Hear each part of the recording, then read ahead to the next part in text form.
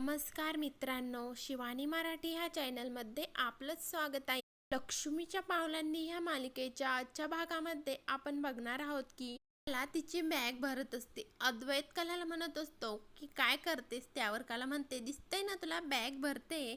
अद्वैत म्हणतो की ते दिसतंय पण कन्फर्म करत होतो. आणि कला म्हणते की हो, आता मी चालली आहे माझ्या खोलीमध्ये.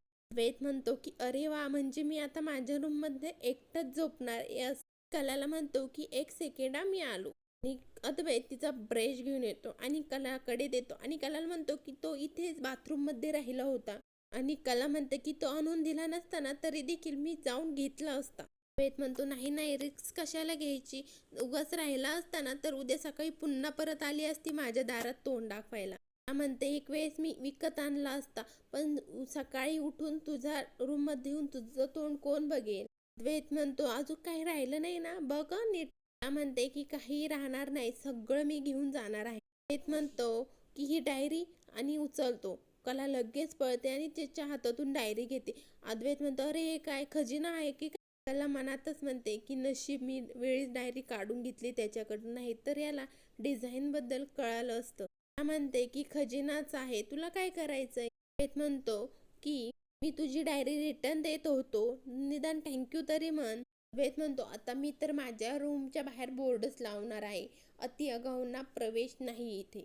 म्हणते की छान, अशा आगाऊ माणसांनाच अशी कल्पना सुचवू शकते. म्हणते बरं माझं झालं आहे, बॅग आणि गादी घेऊन जाण्यासाठी मला मदत कर, नाहीतर गादी नेण्यासाठी मला पुन्हा तुझ्या रूम मध्ये यावं लागेल. अद्वैत म्हणतो नाही नाही, करतो मी मदत. दुसरीकडे सोम आणि आबा घरातील काही सामान स्टोरूम मध्ये लावत असतात. खोलीमध्ये नेऊन ठेवतात. त्यानंतर रजनी सोहमला म्हणते सोहम हे काय आहे. म्हणतो की थांब तू. त्यानंतर सोहम स्टोरूमचं कुलूप लावतो. कला आणि अद्वैत कलाचं साहित्य घेऊन खाली येत असतात. ते स्टोरूम जवळ जातात, तिथे आबा आणि सोहम असतात. स्टोरूमच्या दरवाजाकडे बघतो, त्याला कुलूप लावलेलं असतं. अद्वैत म्हणतो की हे काय, ही रूम का बंद आहे. तिथे सरोज देखील किचन मध्येच असते आणि सरोज हे सगळं ऐकत असते. सोहमला म्हणतात की सोहम दाखव रे याला उघडून. सोहम दरवाजा उघडतो. आतमध्ये सर्व रूम साहित्याने पॅक झालेले असते, कुठेही जागा शिल्लक नसते. आबा म्हणतात की अरे घरातलं सगळं जुनं सामान या खोलीमध्ये ठेवलं आहे. आता इकडे आपल्या गोडाऊनला देखील वाळवी लागली आहे आणि या खोलीचं देखील पेस्ट कंट्रोल झाला आहे. तेव्हा सगळं जुनं फर्निचर ह्या खोलीमध्ये ठेवलं आहे व्यवस्थित नीट. म्हणतो अहो आबा पण ही. आबा म्हणतात की ही काय, ही तर तुझ्या रूम मध्ये राहते ना हो, म्हणजे मग हिचा प्रश्नच मिटला. कलाला म्हणतात की सुनबाई तुला याच्या खोलीमध्ये काही त्रास होतोय का. कला म्हणते की नाही. म्हणतात की हा तर मग प्रश्नच मिटला. आबा सोहमला म्हणतात की बंद करा दरवाजा आता.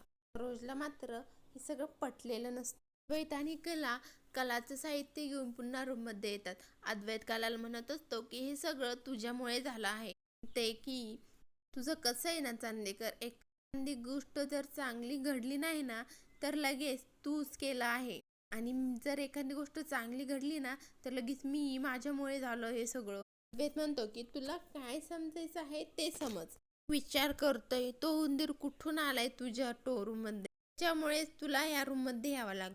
म्हणते की तुला असं म्हणायचं आहे का मी माझ्या खोलीमध्ये उंदीर सोडला. त्यावर अद्वैत म्हणतो ऍक्च्युली पॉइंट आहे यामध्ये, असू शकतं असं.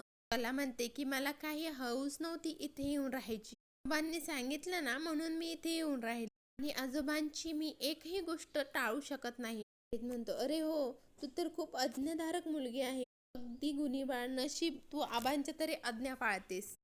कला म्हणते की आजोबा मला आज्ञा देत नाही, सून म्हणून मान देतात, म्हणून मला त्यांचा आदर आहे. आता सांगितलं त्यांनी म्हणून मी या खोलीमध्ये आले, तर या खोलीमध्ये पाऊल काय, पायाचं बोट देखील ठेवलं नसतं. अद्वैत म्हणतो की मग जा की, कशाला आली आहेस. कला म्हणते की जाते ना, तू आता असंच जाऊन आजोबांना सांग, मी लगेच जाते, तूच ठरव काय ते आता. आणि कला म्हणते की मी आंघोळीला चालली आहे, तुझ्याशी असं बोलत बसले ना तर मला खाली जायला उशीर होईल. कला तिथून निघून जाते.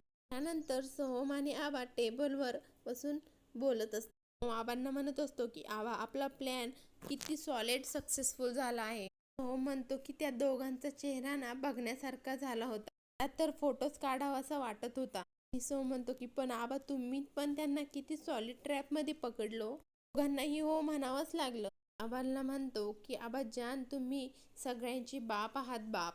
आबा सोहमला म्हणतात की हे काय बोलतोयस तू. त्यावर सोहम म्हणतो की सगळ्यांचा बाप म्हणलो, बाकी काही नाही. त्यावर आबा म्हणतात बाप नाही, सगळ्यांचा आज्जा म्हण आज्जा.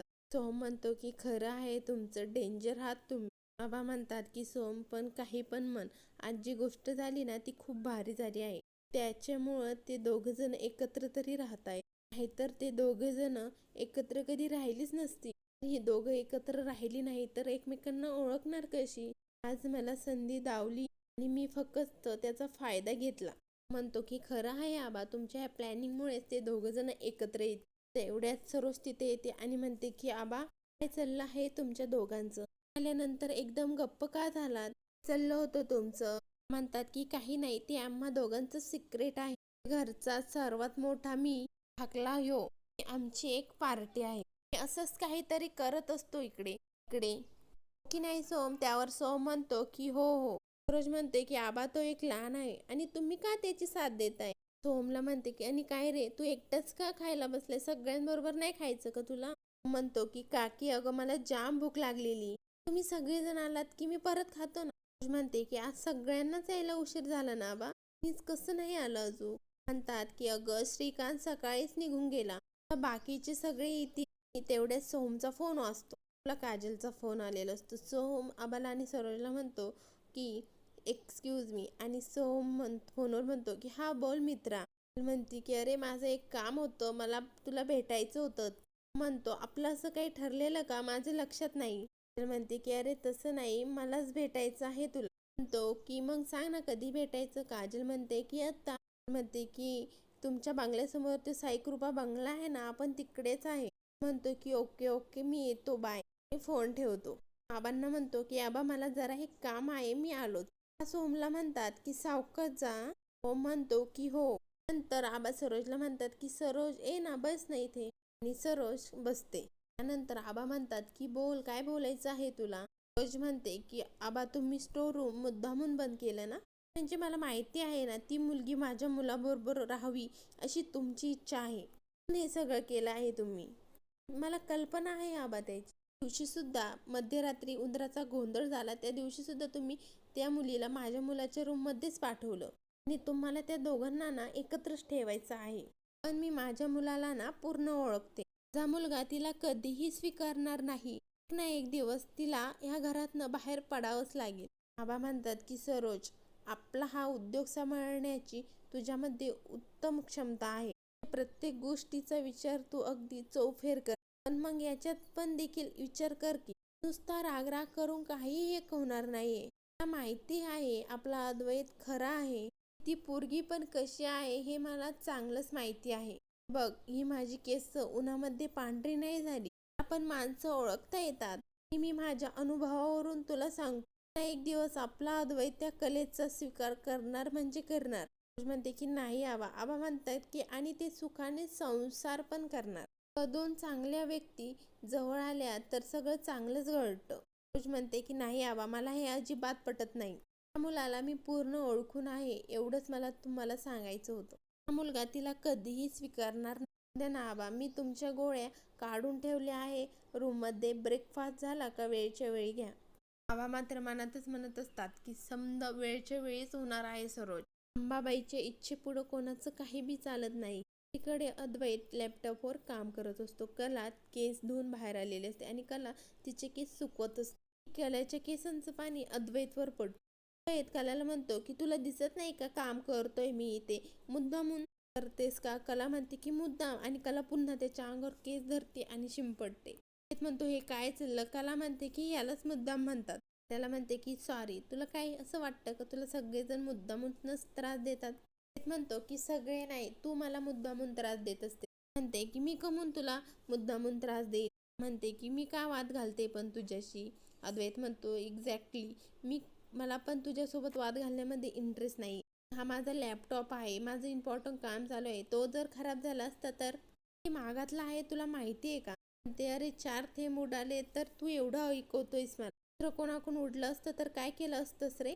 अंजू आलेली असते, कलाला आवाज देत असते, पण अद्वैतचे आणि कलाचे भांडणं चालू असते आणि कलाला तिचा आवाज ऐकू येत नसतो. त्यानंतर अंजू मोठ्याने ओरडते आणि म्हणते की कलाताई, अद्वैत साहेब. म्हणते काय ग अंजू, काय झालं? म्हणते की आजोबांनी नाश्त्यासाठी खाली बोलावलं आहे, मला लवकर, सगळेजण वाट बघताय. म्हणते की आलो आलो, तू हो पुढे. अंजू निघून जाते. अद्वैत म्हणतो बघितलंस ना, शेवटी तुझ्यामुळे उशीर झाला. काम करत होतो मी, आबांना माझ्यासाठी निरोप पाठवावा लागला वरती. म्हणते तुझ्याशी तर बोलण्यात काही अर्थच नाही, मी चालले खाली, तुला यायचं असेल तर ये, नाही तर राहते. अद्वैत म्हणतो की तू सांगायची गरज नाही, येईल मी काम झाल्यानंतर.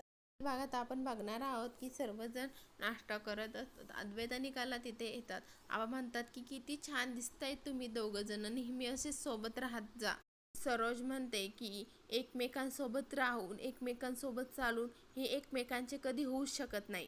आबा नंतर म्हणतात की उद्या सकाळी आपण सगळेजण देवदर्शनासाठी जातोय. म्हणते की तुम्ही सगळेजण जाऊन या, मी घरीच थांबते.